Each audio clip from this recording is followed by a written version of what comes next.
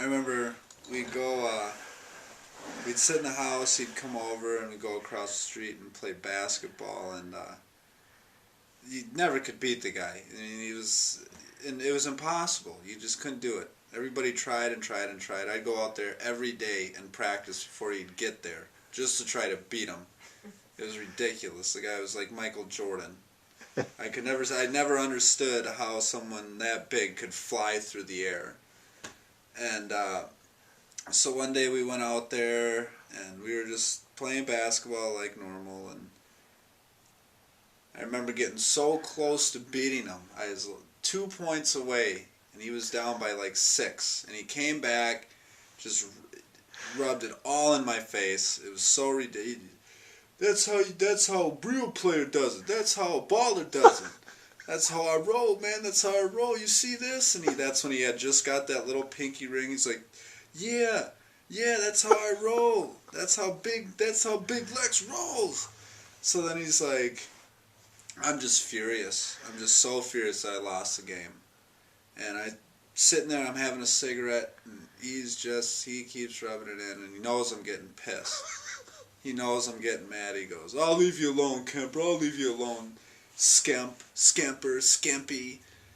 And he goes, I need some Kool-Aid. Let's go to your house and get some Kool-Aid. So I go in the house, and I'm like, I'm not making you your Kool-Aid. You can make your own Kool-Aid. So he gets up, and he makes this Kool-Aid.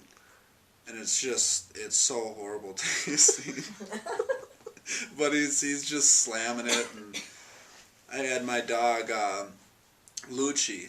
He was a Beagle Rottweiler mix, and then I had my cat, Kiki, and he was sitting on the couch, and he was drinking his Kool-Aid, and he had spilled a little bit on his chin, and the dog jumped up and just started licking his face, and he just started laughing.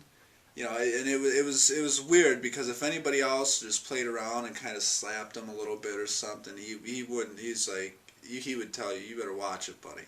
You know, and the dog was just licking his face. He was just laughing.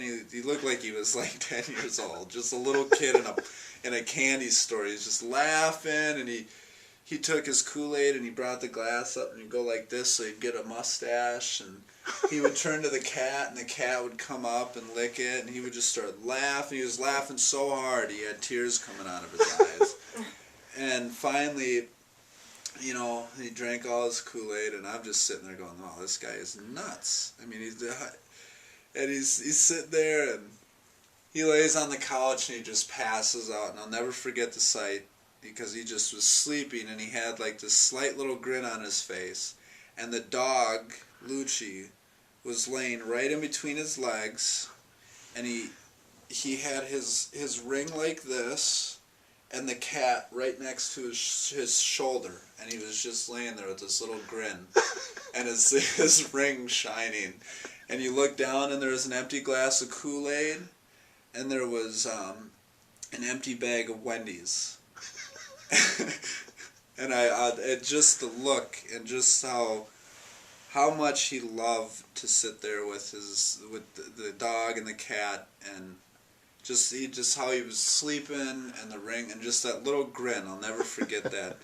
He was just funny as hell, and it's little things like that I miss about him the most. Is just his little silly sense of humor, and his true love for animals, and even him giving me shit all the time about everything.